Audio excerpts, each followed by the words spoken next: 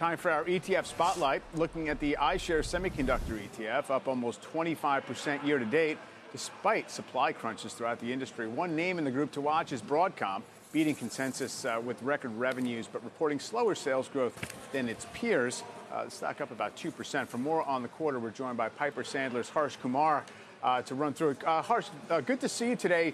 You know, it's interesting, the commentary we cited earlier by Broadcom, essentially saying that they're rationing their supply to customers based on their evaluation of where it's really kind of needed as opposed to people over-ordering.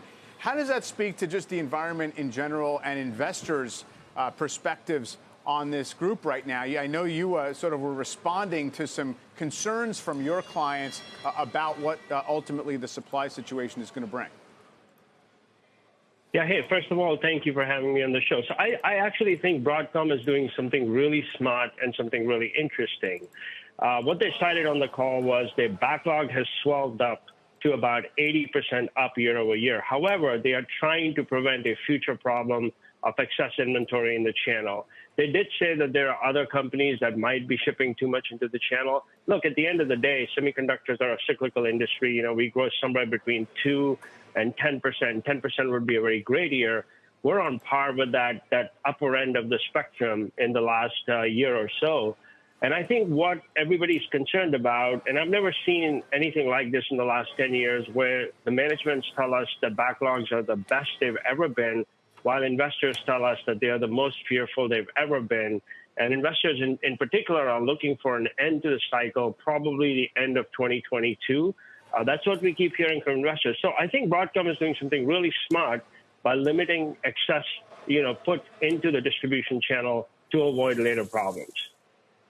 If there is that disconnect between investors' expectations for this cycle and what you're seeing in terms of how the companies are behaving or what demand is going to look like through next year, meeting supply, obviously that would suggest there's some stock opportunities within that.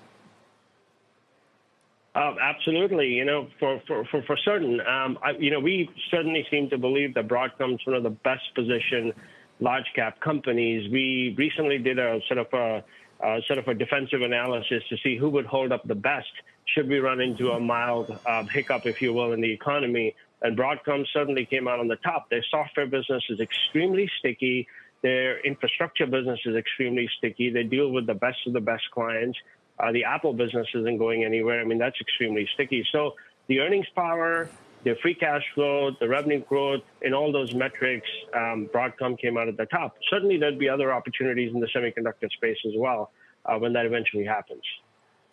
So, Harsh, it sounds like you don't buy into the concerns about peak cycle. What are some of those key data points or other indicators that would suggest otherwise to you?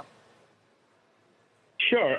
So when you look at the semiconductor industry, it used to be that we would have too many companies, and companies would compete in order to get market share, cut pricing, things of that nature. We have now consolidated dramatically, as you guys are aware. As a result of that, there's just a handful of companies, that are large, or call it mid-cap. These companies have non-cancelable, non-changeable backlog orders. I mean, literally CEOs of the customers getting online with CEOs of these semiconductor companies demanding product. So that high level of interaction and that high level of commitment of non-cancelable, non-changeable orders, that stretch, mind you, anywhere from 5 months up to a year plus out into the future. That's what tells us that there are some level of legs to this market. I never believe that investors are misplaced. I mean, I think that the concern is certainly right. We've been burned in the past over the last 25 years with semi-cycles. But I think it's something certainly worth watching. The industry certainly changed to become a more stable and profitable industry.